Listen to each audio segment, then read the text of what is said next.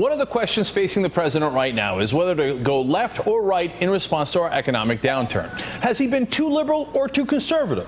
Well, a little historical perspective might help answer that question. For example, how would President Obama compare to Ronald Reagan? Are you sitting? I think Ronald Reagan would be unelectable today, even as a Democrat. Now let's review the record.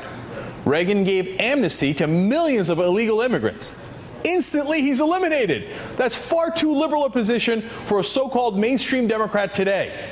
It wasn't pathway to citizenship, it was blanket amnesty. I'm not sure there's an elected Democrat in the country right now that argues for that liberal a position.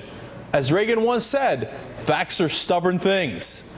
Second, he negotiated with terrorists and traded arms for hostages. Another instant elimination. Imagine what Fox News would do to a Democratic president who flat out made a deal with terrorists and gave them arms. Game over. Unelectable. Facts are stubborn things. Ronald Reagan, after initially cutting taxes, raised taxes 11 different times. He saw that the deficit was going to be even more out of control and changed course on tax rates. If Obama raised taxes 11 different times on his watch, that's all anyone would talk about. He wouldn't dare, and you know it. Even after Reagan cut taxes in 1981, and everyone gave him credit for being so conservative, the top marginal tax rate at the time was 50%. That's 15 points higher than now. If Obama suggested we had a top marginal rate of 50%, he would be pummeled. Facts are stubborn things. Finally, what happened when we were attacked by terrorists in the Middle East under Reagan's watch? He ran for the hills. We lost 241 U.S. servicemen in Lebanon after a massive terrorist strike by Hezbollah on our Marines. What was Reagan's response? Cut and run. If a Democrat had done that, it is inconceivable that he could get elected in this day and age. He'd be called a coward, an appeaser, scared of terrorists, etc. Does anyone really disagree with that? It's indisputable. Facts are stubborn things.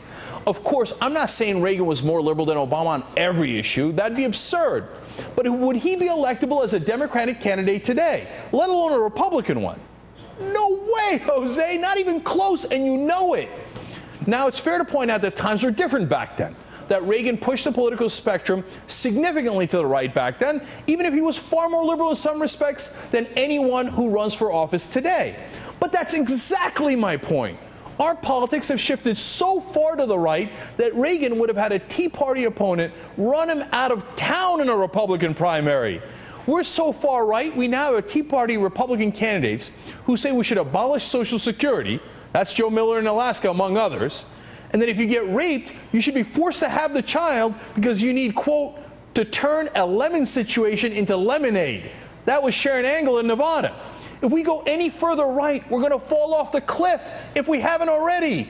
Look at our economy. We cut taxes for the rich over and over again until we had historic income inequality in this country, just like before the Great Depression. We ran giant deficits. We spent Social Security surplus. We went to countless wars. And now we're close to running out of money. And it looks like President Obama and the Republicans are going to agree next week that the answer is more tax cuts. This is insanity. The country needs a psychiatrist. We've been hypnotized by the right-wing noise machine. Somebody needs to snap their fingers and tell us, wakey, wakey. I'm hoping that this was all an Inception-like dream, but it isn't. It's our national nightmare, and it's only going to get worse because the banks will crash the economy again, we'll be out of money, and the usual suspects will come out and say the answer is more tax cuts and hand over your Social Security.